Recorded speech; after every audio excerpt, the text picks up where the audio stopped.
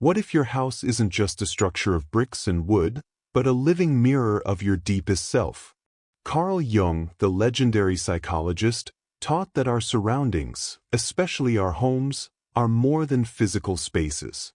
They're reflections of our unconscious mind, holding secrets about who we are, what we fear, and even what we're destined to become. And if your home carries certain hidden signs, selling it could mean severing a vital connection to your own soul. Jung's work reveals how symbols and archetypes shape our reality, and our living spaces are no exception.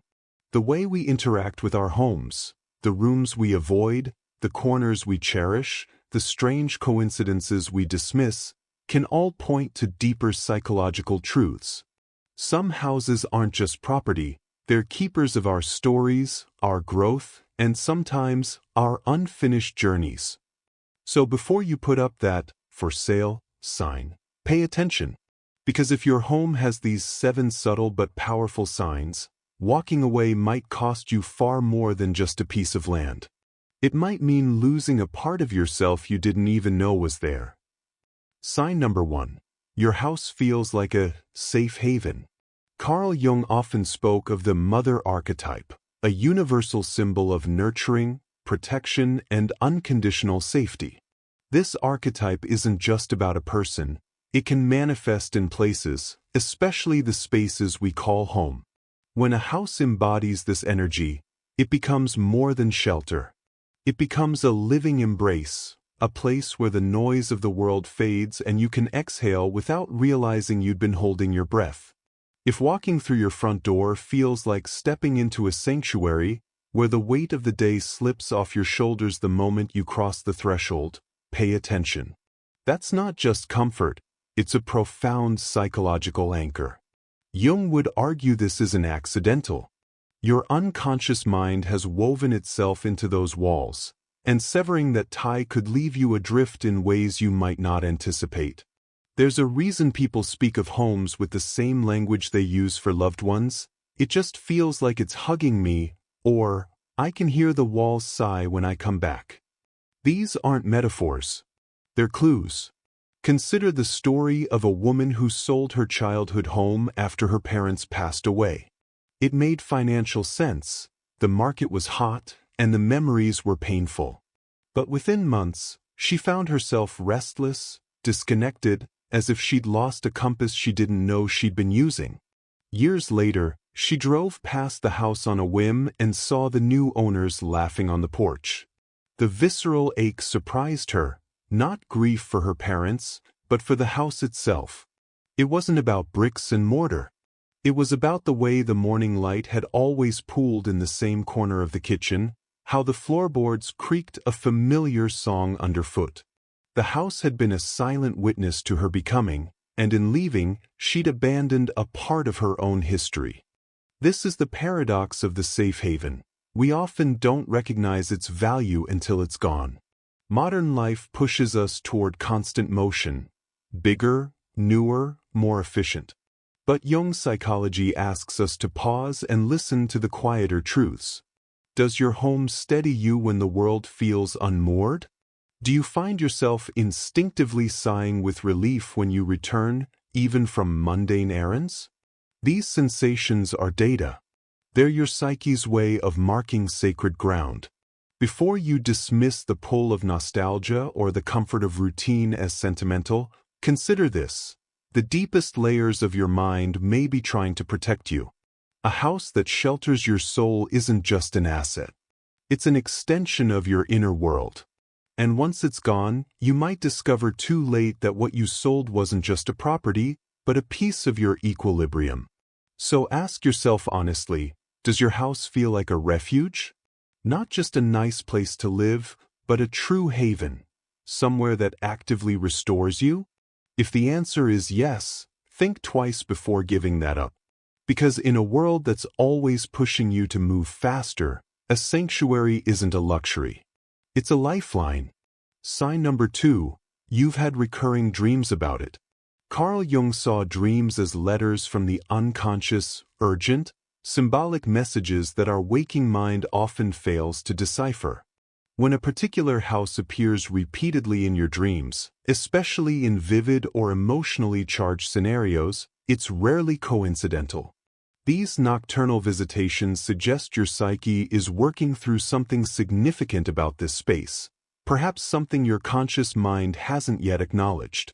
The house in your dreams isn't merely a setting, it's a dynamic character in your inner drama, its rooms and corridors mapping unexplored territories of your selfhood. Consider the profound case of a man who kept dreaming of discovering secret chambers in his childhood home, rooms that didn't exist in waking life, yet felt hauntingly familiar in the dream world. At first, he dismissed these visions as nostalgia. But as the dreams persisted, he began to recognize a pattern. These hidden spaces always appeared when he was facing major life decisions. Jung would interpret this as the unconscious compensating for a one-sided conscious attitude.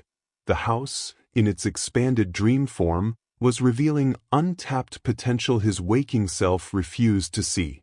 The basement might represent buried memories, the attic forgotten aspirations, and those mysterious new rooms, undiscovered aspects of himself waiting to be integrated.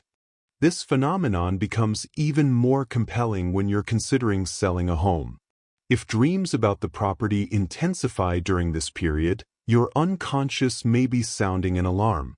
Perhaps you're not ready to release the psychological energy stored in those walls.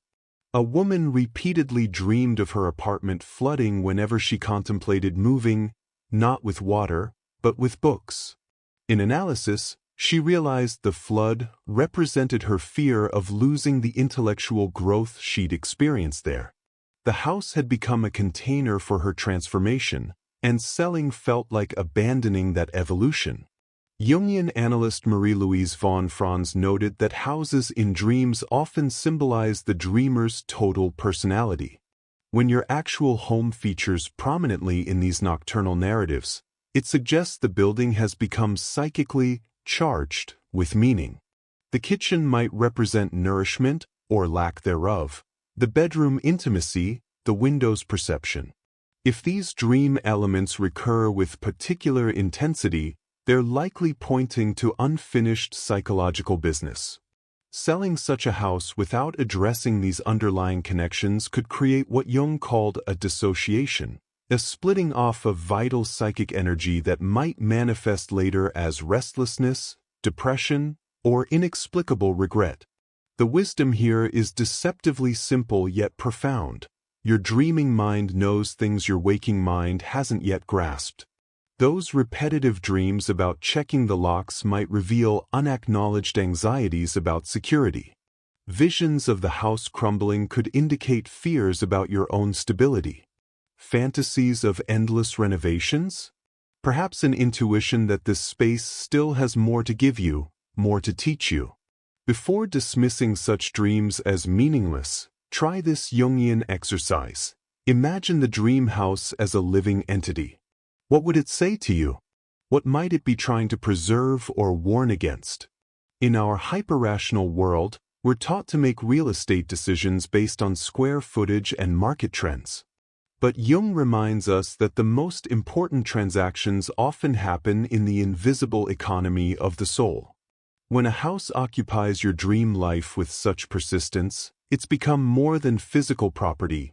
It's psychic real estate, terrain your unconscious has claimed as necessary for your wholeness. To sell it prematurely might be to evict a part of yourself that's not yet ready to leave. So the next time you wake from yet another vivid dream about that hallway that stretches infinitely, or the mysterious door that appears where none should be, pause. Your subconscious isn't just telling you something, it's pleading with you to listen. Sign number 3. The house has synchronicities connected to it. Carl Jung introduced the concept of synchronicity to describe those inexplicable moments when inner and outer worlds collide in ways that feel deeply meaningful. These aren't mere coincidences, they're moments charged with significance, as if the universe itself is whispering clues about our path. When such synchronicities cluster around your home, especially when you contemplate selling it, pay attention. The pattern may be more than chance. It could be a form of guidance from what Jung called the unus mundus, the underlying unity of all things. Consider the uncanny story of a couple who kept encountering white owls in the months they were preparing to sell their family home. The sightings began subtly, an owl figurine left at their doorstep by an unknown neighbor, then actual owls appearing at their window at dusk. When they finally listed the house, the real estate agent found an owl's feather perfectly placed on the welcome mat during the first showing. Jung would call this more than wildlife activity. It was a synchronous event carrying psychological weight. In many traditions, owls symbolize wisdom, transition, and the ability to see what others miss. For this couple, the persistent appearances became impossible to ignore. They eventually took the house off the market. Months later, they discovered old family letters hidden in the walls, revealing a forgotten chapter of their ancestry that reshaped their understanding of home. The owls had been heralds, nudging them toward a revelation they would have missed had they sold. Synchronicities around homes often take tangible forms, finding objects that belong to previous owners at meaningful moments, or seeing repeated numbers, like addresses or dates, that hold personal significance. A woman debating whether to sell her apartment kept noticing the time 11:11 on clocks throughout the house, always when she was weighing the decision. When she researched the building's history, she learned it had been completed on November 11, 1911, a detail that cemented her feeling that the space was somehow aligned with her life path. These aren't just quirks of attention. Jung believed such patterns reveal an acausal connecting principle at work in the universe, moments when the boundary between mind and matter softens to show us deeper truths.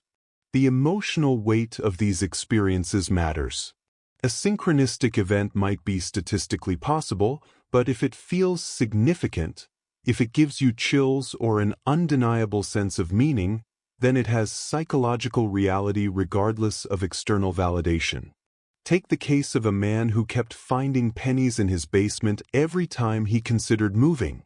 At first he dismissed it as random, until he realized the dates on the coins matched his children's birthdays. His rational mind wanted to attribute it to a quirky previous owner, but his intuition recognized it as something more, a sign that the house held generational blessings he wasn't meant to abandon yet. Jung warned against either dismissing synchronicities entirely or becoming superstitiously obsessed with them. The key is to approach them as one might a vivid dream, with curiosity about what they might reveal about your unconscious relationship to the space. If your home seems to speak through these meaningful coincidences, especially when you contemplate leaving it, ask yourself, what might these signs be highlighting? What unseen connections or unresolved stories might this house still hold for you? In our modern world, we're conditioned to make major decisions like selling a home based solely on spreadsheets and market data. But Jung's concept of synchronicity invites us to consider another layer of intelligence at work, one that communicates through symbols, patterns, and those hair-raising moments when the ordinary world suddenly shimmers with hidden meaning. When a house becomes a theater for such occurrences, it's no longer just a financial asset. It's become entangled with your psyche in ways that transcend logic. The white owl on the fence, the recurring numbers, the inexplicably placed family heirloom, these might be more than quirks of circumstance. They could be the universe's way of saying, wait, look closer. There's more here than you see. Sign number 4. It reflects your personal growth. Carl Jung's concept of individuation, the lifelong process of becoming our most authentic selves, often unfolds in the spaces we inhabit. Our homes become silent witnesses to this transformation, absorbing our joys and sorrows, our failures and triumphs in ways we rarely acknowledge. When a house has been the backdrop for significant chapters of personal growth, a healing after loss, the rebirth of a career, the mending of a relationship, selling it can feel like severing a tangible connection to your own evolution. The walls hold more than plaster. They hold the echoes of who you were when you crossed that threshold for the first time, and who you've become since. Consider the story of a couple who bought a dilapidated Victorian home during a rocky period in their marriage. The house, with its peeling wallpaper and creaky floors, mirrored their relationship, weathered but full of good bones. Over years of painstaking renovation, they didn't just restore the house. They rebuilt their partnership, one repaired wall at a time. When a lucrative job offer later prompted thoughts of selling, they found themselves paralyzed at the idea.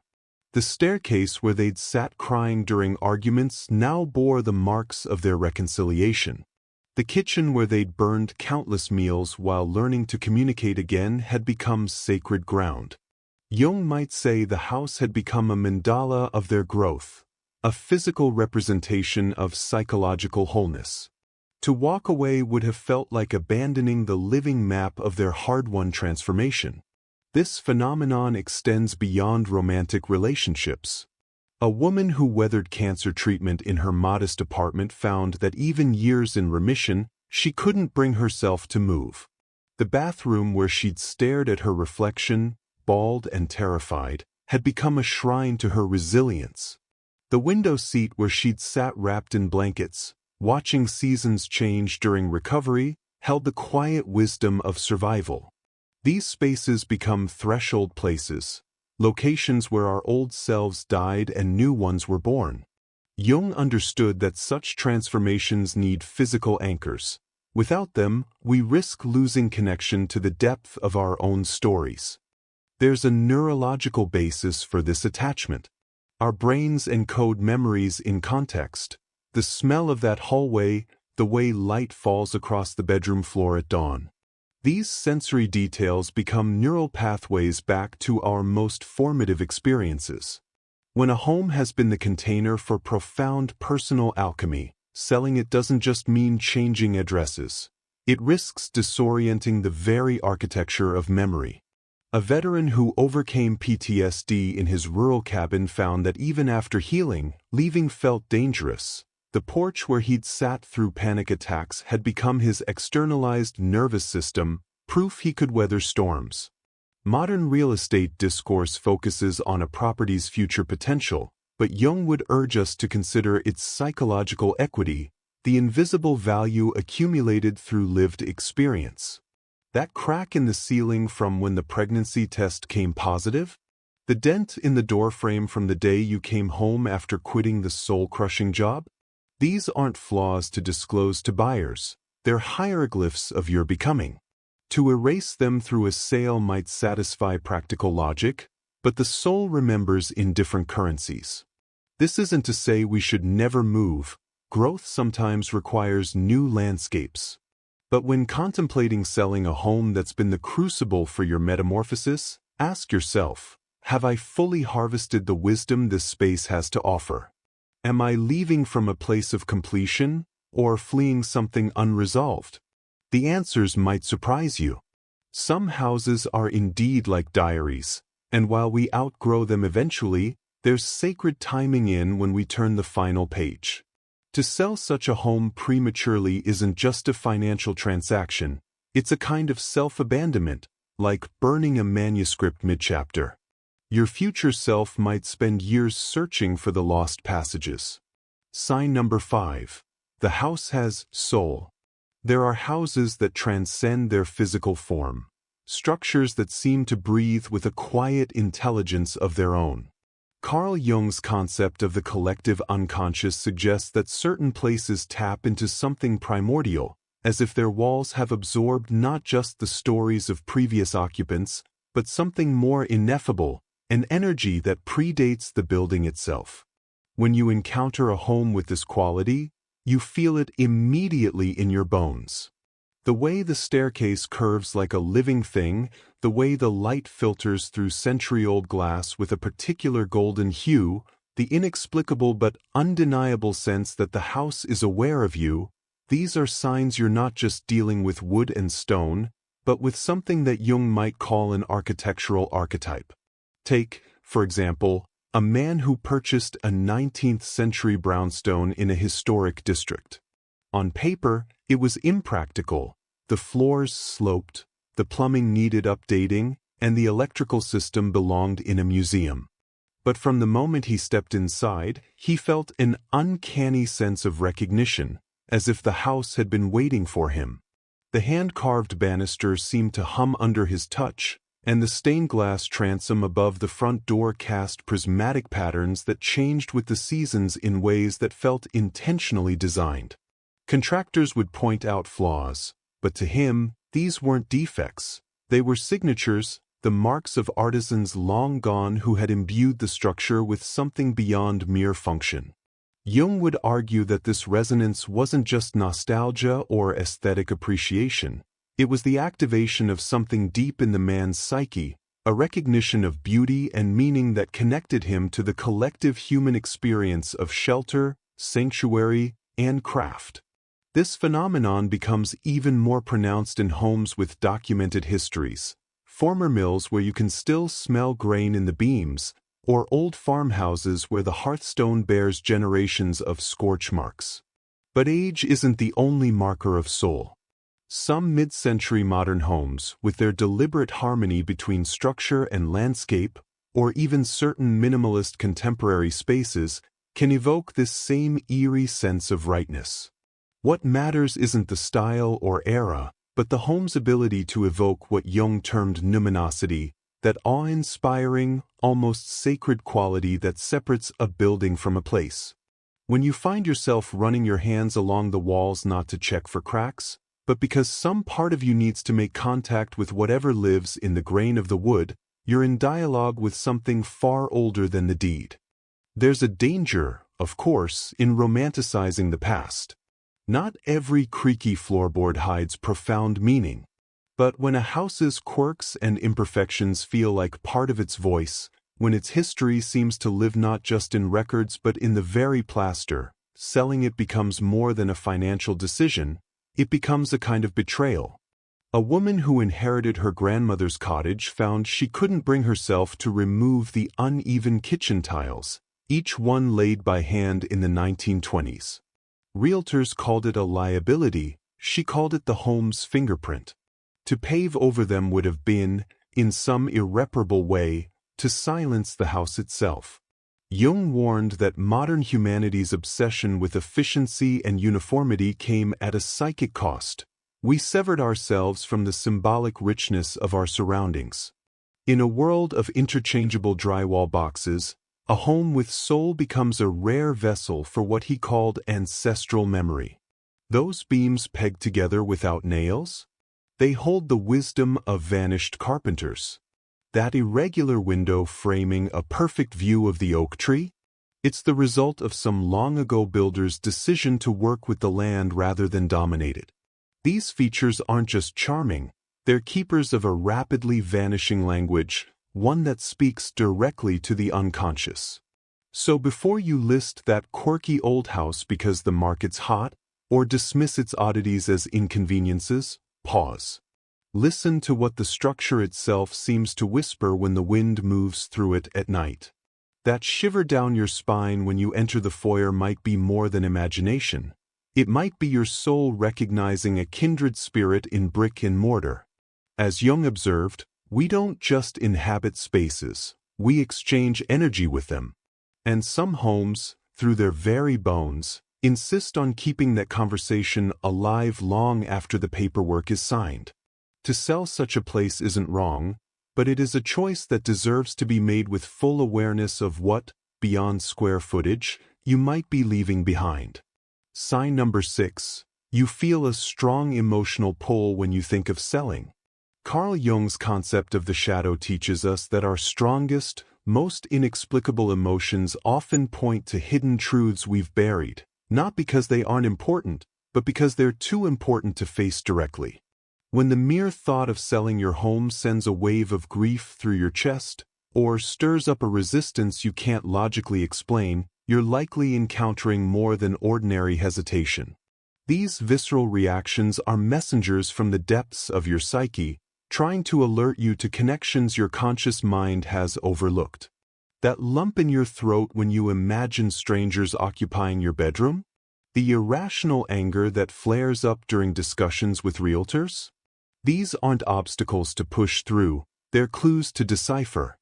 Consider the story of a woman who inherited her childhood home after her mother's passing.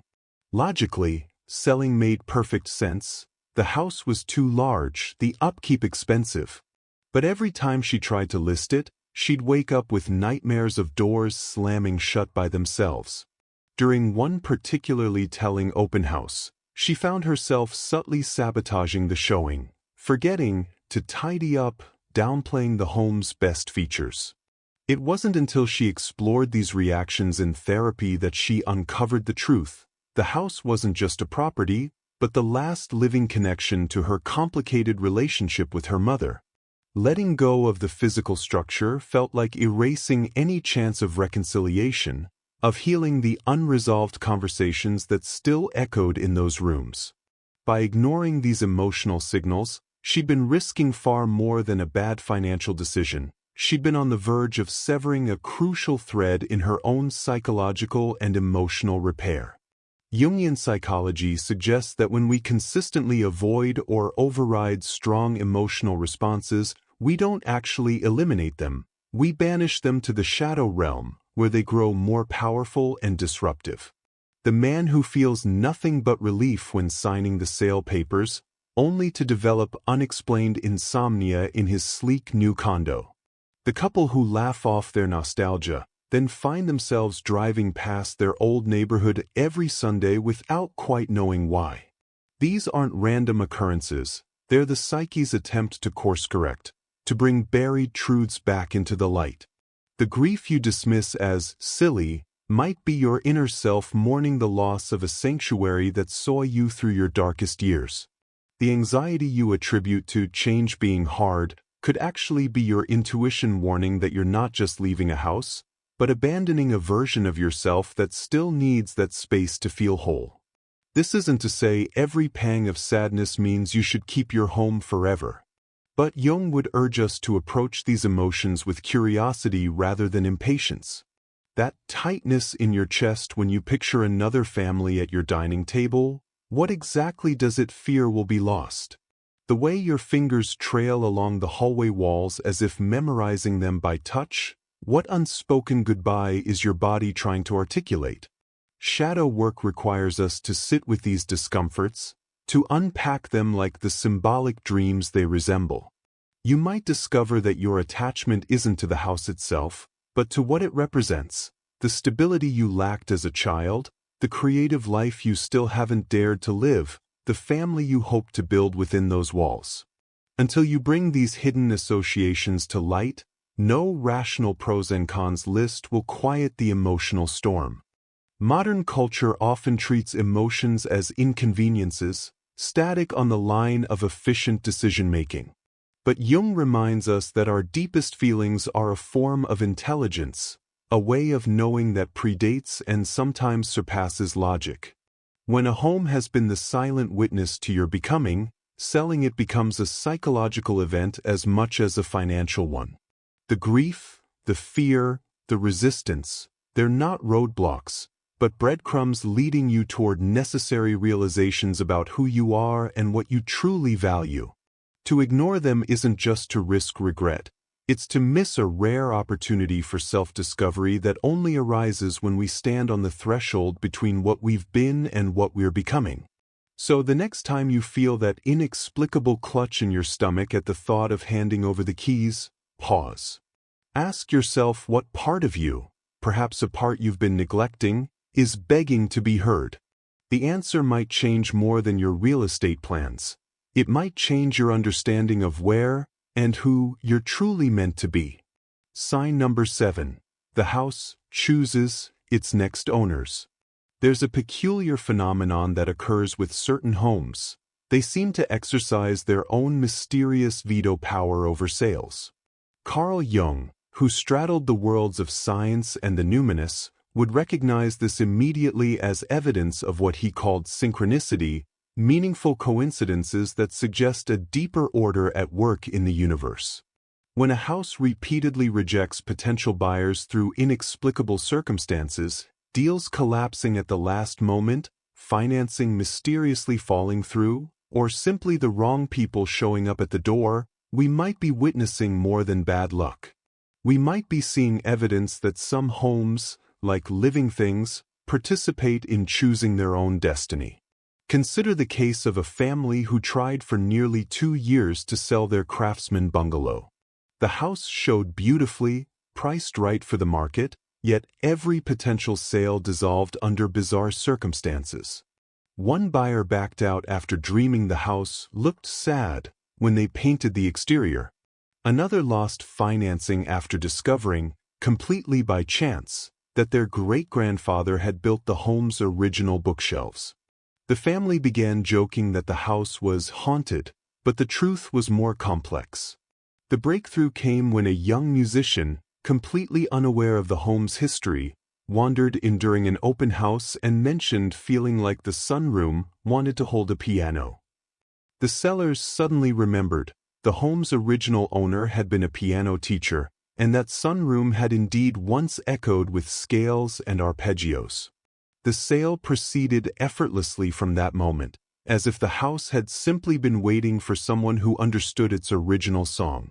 Jung might interpret this as an example of participation mystique, the primordial belief that objects and places share consciousness with us. Modern rationality dismisses such ideas as superstition, but anyone who's lived in an alive house knows the feeling, the way certain spaces seem to collaborate with or resist human intentions. A colonial-era farmhouse might inexplicably repel city investors while drawing the attention of a historian who restores its original hearth. A mid-century modern might languish on the market until an architect recognizes its lost designer's signature details. These aren't just happy accidents. They're moments when the invisible threads connecting people to places become briefly, startlingly visible. This phenomenon becomes even more compelling when we consider how often houses pass between similar souls across generations. The widow's cottage that somehow always finds another widow to care for it. The artist's loft that cycles through creative after creative despite gentrification.